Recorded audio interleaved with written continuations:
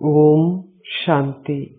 August 27, 2025 காலை முரளி பாப்தாதா, மதுபன்.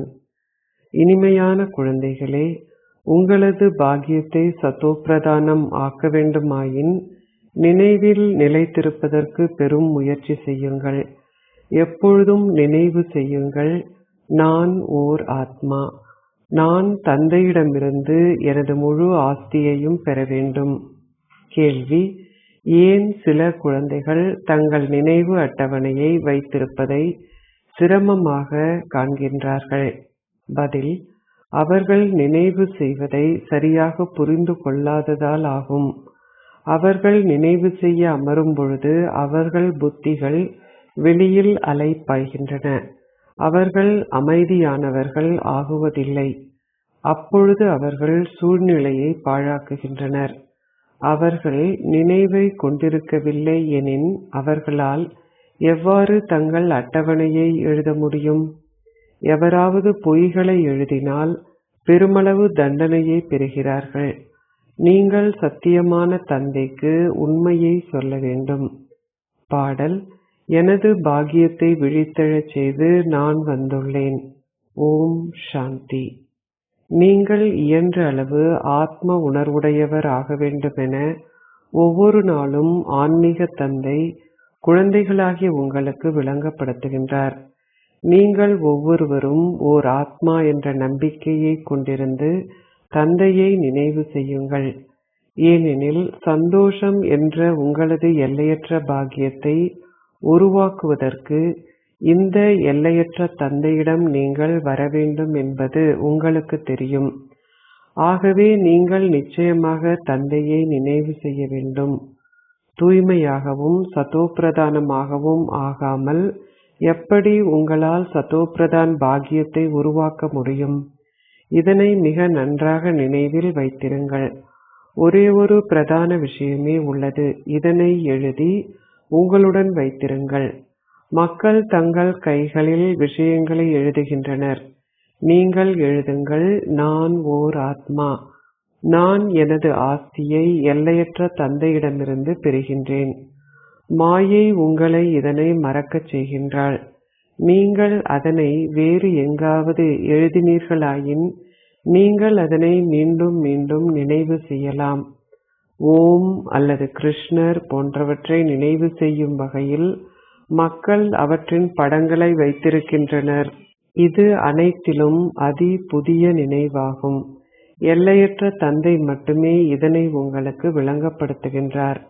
இதனை புரிந்து கொள்வதால் நீங்கள் 100 மடங்கு பாக்கியசாலிகளாக மட்டும் ஆகுவதில்லை, ஆனால் பல மில்லியன் மடங்கு பாக்கியசாலிகள் ஆகின்றீர்கள். தந்தையை அறிந்து கொள்ளாததாலும் அவரை நினைவு செய்யாததனாலும் நீங்கள் வறுமையில் வாடுகின்றீர்கள். ஒரே ஒரு தந்தை மட்டுமே உங்கள் வாழ்க்கையை சதா என்றென்றும் சந்தோஷமுடையதாக ஆக்குவதற்கு வருகின்றார். மக்கள் அவரை நினைவு செய்தாலும் அவர்களுக்கு அவரை முற்றிலுமாக தெரியாது. கடவுள் சர்வ வியாபி என கூறுவதை வெளிநாட்டவர் பாரத மக்களிடமிருந்தே கற்றுள்ளனர். பாரதம் வீழ்கின்ற பொழுது அனைவரும் வீழ்கின்றனர். பாரதமே தனது வீழ்ச்சிக்கும் மற்றோரின் வீழ்ச்சிக்கும் பொறுப்பாக உள்ளது. தந்தை கூறுகின்றார், நான் இங்கே வந்து பாரதத்தை சத்திய பூமியான சொர்க்கம் ஆக்குகின்றேன்.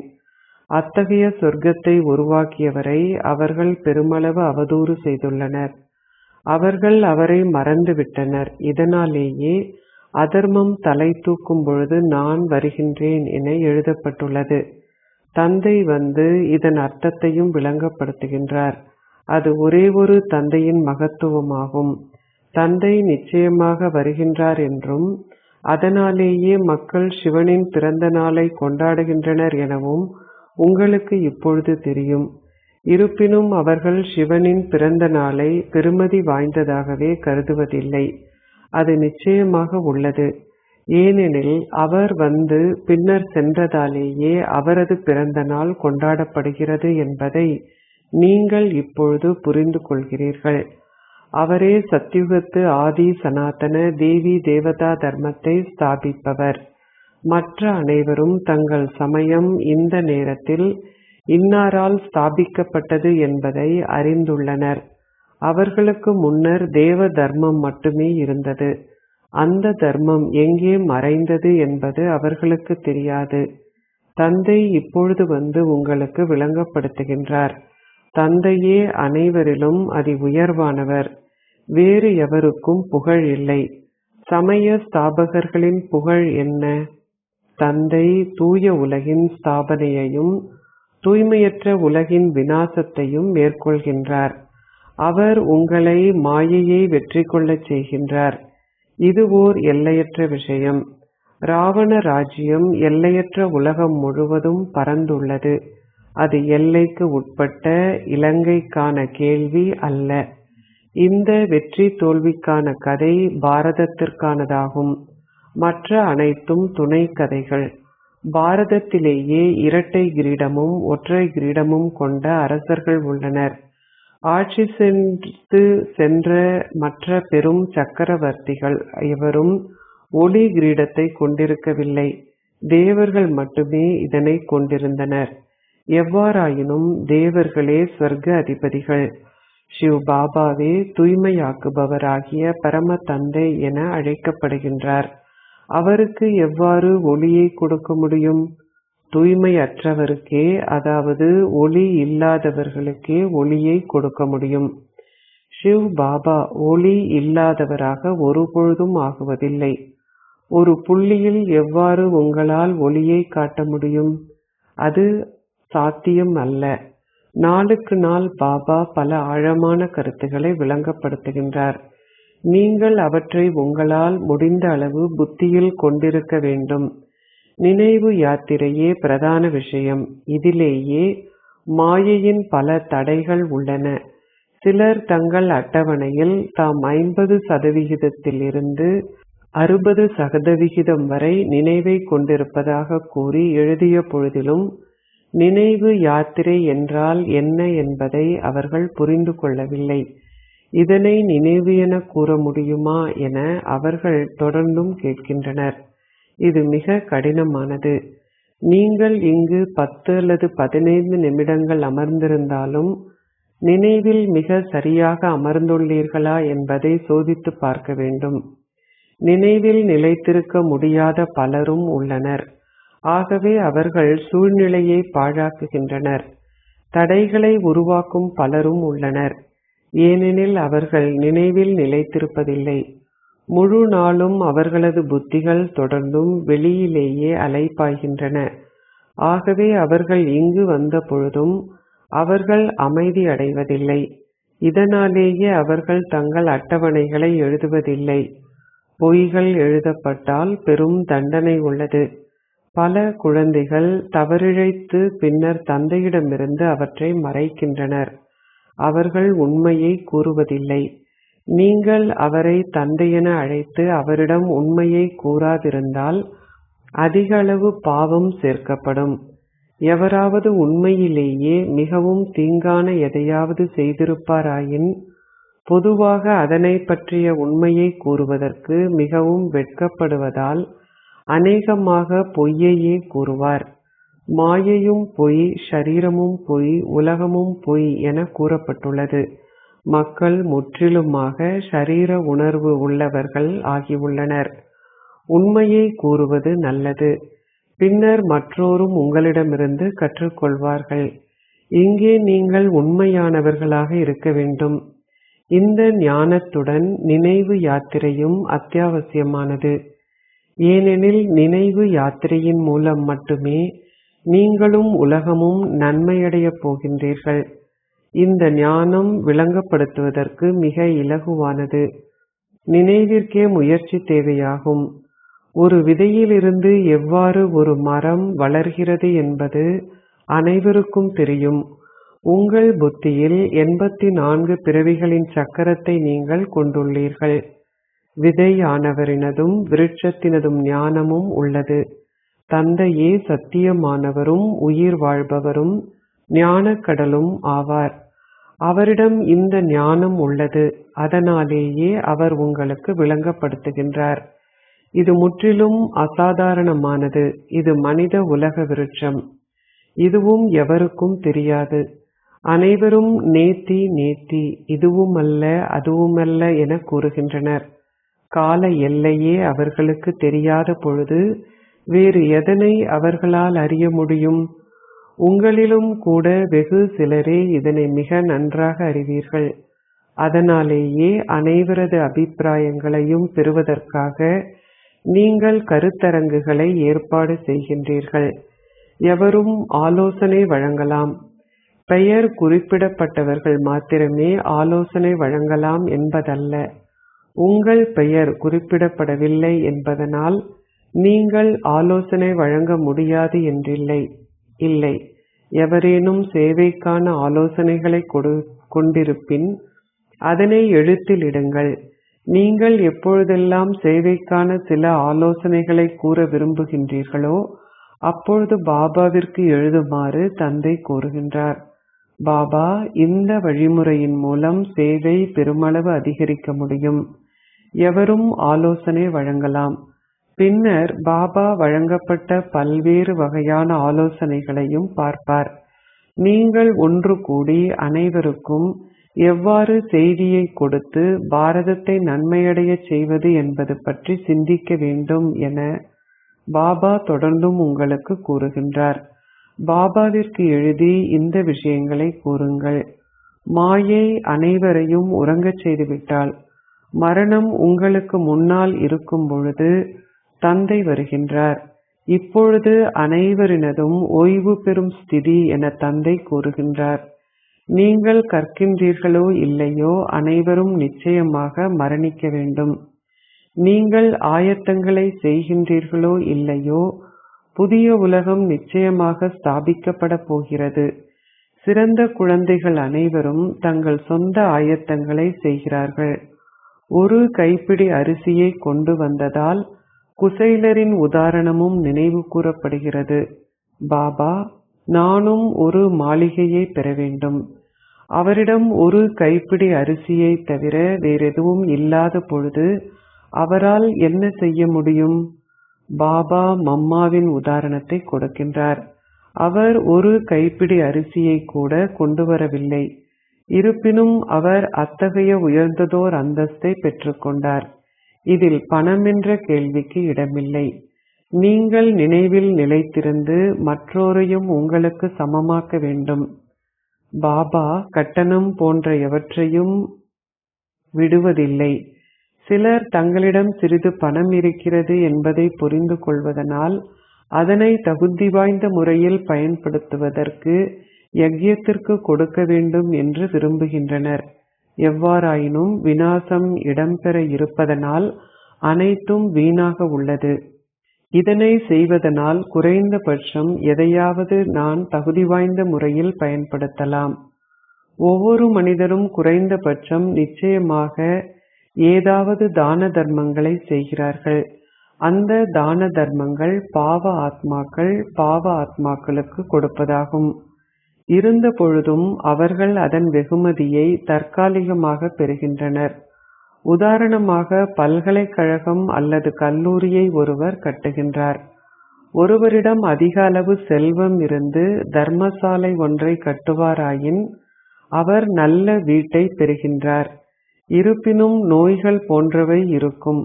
எவ்வாறாயினும் ஒருவர் வைத்தியசாலையை கட்டுவாராயின் அவர் சிறந்த ஆரோக்கியத்தை பெறுவார். ஆனால் அவரது அனைத்து ஆசைகளும் அதன் மூலமாக நிறைவேற முடியாது. இங்கு எல்லையற்ற தந்தையினால் உங்கள் அனைத்து ஆசைகளும் பூர்த்தி செய்யப்படுகின்றன. நீங்கள் தூய்மையாகின்றீர்கள். ஆகவே உலகை தூய்மையாக்குவதற்கு உங்கள் செல்வம் அனைத்தையும் பயன்படுத்துவது சிறந்தது. நீங்கள் முக்தியையும் ஜீவன் முக்தியையும் பெறுகின்றீர்கள். அதுவும் அரை கல்பத்திற்கு பெறுகின்றீர்கள். அனைவரும் எவ்வாறு தாங்கள் அமைதியை பெறலாம் என கேட்கின்றனர். அதனை அமைதி தாமத்தில் மட்டுமே பெற முடியும். சத்யுகத்தில் அமைதியின்மை இல்லை. ஏனெனில் அங்கு ஒரே ஒரு தர்மமே உள்ளது. ராவண ராஜ்யத்தில் அமைதியின்மை உள்ளது. அரசரான ராமரைப் போலவே ராமரின் பிரஜைகளும் இருப்பார்கள் என்பது நினைவு கூறப்படுகிறது. அது அமரத்துவ பூமியாகும். மரணமென்ற வார்த்தை அமரத்துவ பூமியில் இருக்க முடியாது. இங்கு மக்கள் ஒன்றும் செய்யாமல் அமர்ந்திருக்கும் பொழுதே திடீரென மரணித்து விடுகின்றனர். இது மரண பூமி என்றும் அது அமரத்துவ பூமி என்றும் அழைக்கப்படுகிறது. அங்கு மரணம் இல்லை.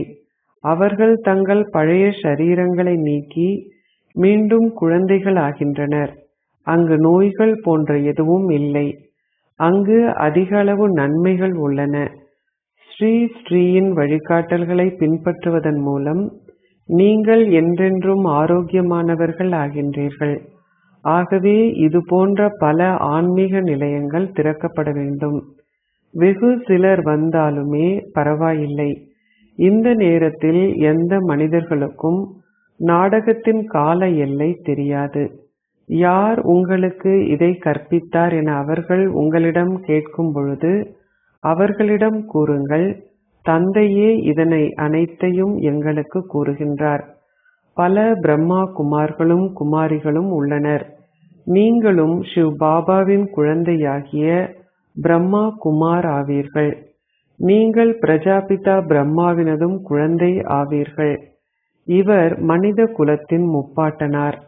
பிரம்மா குமார்களும் குமாரிகளுமாகிய நாங்கள் அவரிடமிருந்தே வெளிப்பட்டுள்ளோம்.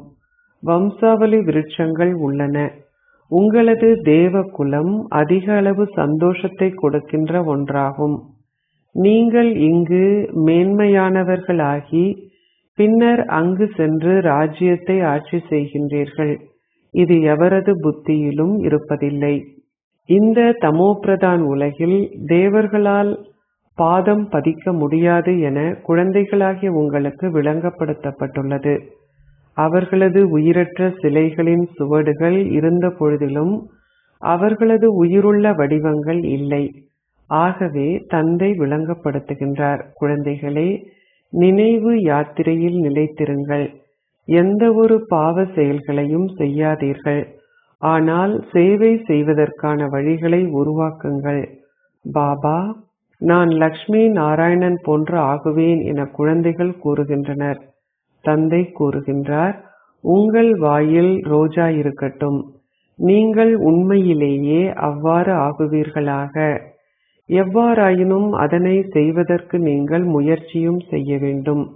ஓர் உயர்ந்த அந்தஸ்தை பெறுவதற்கு மற்றோரையும் உங்களுக்கு சமமானவர்கள் ஆக்குவதற்கான சேவையை செய்யுங்கள். ஒவ்வொரு வழிகாட்டியும் 100 முதல் 200 யாத்ரீகர்களை அழைத்து வருவதை ஒரு நாள் நீங்கள் காண்பீர்கள். நீங்கள் மேலும் முன்னேறி செல்லும் பொழுது அனைத்தையும் பார்ப்பீர்கள். உங்களுக்கு அனைத்தும் முன்கூட்டியே கூறப்பட முடியாது. இவை அனைத்தும் இடம்பெறுகின்றனவோ அவற்றை நீங்கள் தொடர்ந்தும் பார்ப்பீர்கள். இது ஓர் எல்லையற்ற நாடகம்.